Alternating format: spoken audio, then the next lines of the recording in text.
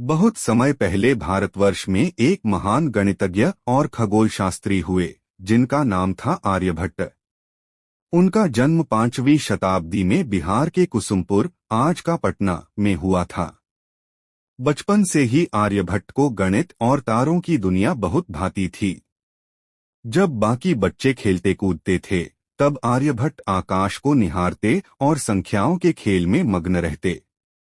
एक दिन गांव के लोग चिंतित थे क्योंकि चंद्रग्रहण लगने वाला था और लोग इसे अपशकुन मान रहे थे।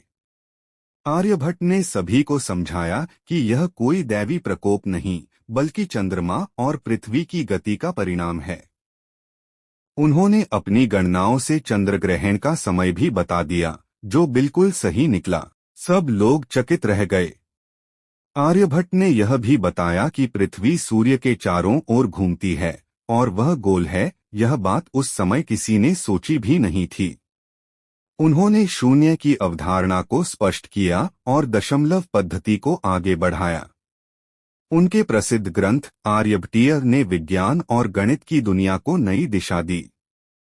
आर्यभट्ट की लगन, बुद्धिमत्ता और साहस ने यह सिद्ध कर दिया कि ज्ञान और तर्क से अंधविश्वास को हराया जा सकता है। आज भी उनकी सोच और योगदान हमारे जीवन में रोशनी की तरह मार्गदर्शन करता है।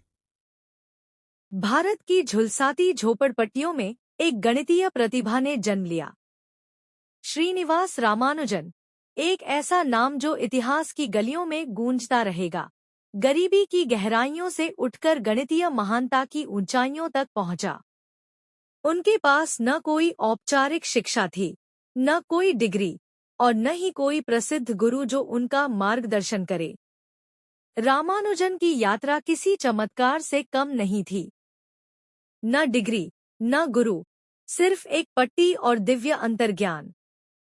फिर भी उनकी जन्मजात प्रतिभा और अटूट जुनून ने उन्हें ऐसी ऊंचाइयों तक पहुंचाया जिसकी कल्पना भी मुश्किल है। रामानुजन के सूत्र और प्रमेय, जो उन्होंने सादी पट्टियों पर लिखे, आगे चलकर गणित के क्षेत्र में क्रांति ले आए और दुनिया भर के गणितज्ञों को चकित कर दिया।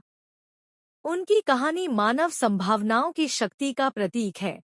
उनके लिए आशा की किरण जो सपने देखने का साहस रखते हैं, चाहे परिस्थितियां कैसी भी हों। रामानुजन की विरासत आज भी पीढ़ियों को प्रेरणा देती है, याद दिलाती है कि प्रतिभा किसी भी अप्रत्याशित स्थान से उभर सकती है और कभी-कभी केवल एक चिंगारी, एक दिव्य अंतर्ज्ञान दुनिया को बदलने के लिए काफी होता है। डॉक्टर एपीजे अब्दुल कलाम का बचपन तमिलनाडु के रामेश्वरम गांव में बीता।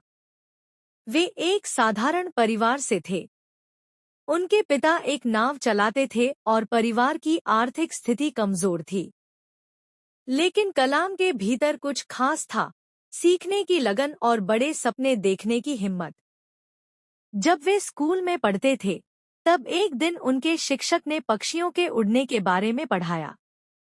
शिक्षक ने बताया कि कैसे पक्षी अपने पंखों से उड़ान भरते हैं, लेकिन बच्चों को ठीक से समझ नहीं आया। फिर शिक्षक सभी बच्चों को समुद्र किनारे ले गए, जहां पक्षी उड़ते हुए दिख रहे थे। उन्होंने कहा, देखो, यही है असली उड़ान। कलाम उस दृश्य से बहुत प्रभावित हुए। उन्होंने तभी तय कर लिया कि वे भी उड़ान से जुड़ा कुछ करेंगे। यहीं से उनके दिल में वैज्ञानिक बनने का बीज बोया गया। बाद में उन्होंने एरोस्पेस इंजीनियरिंग की पढ़ाई की और भारतीय मिसाइल कार्यक्रम के जनक बने।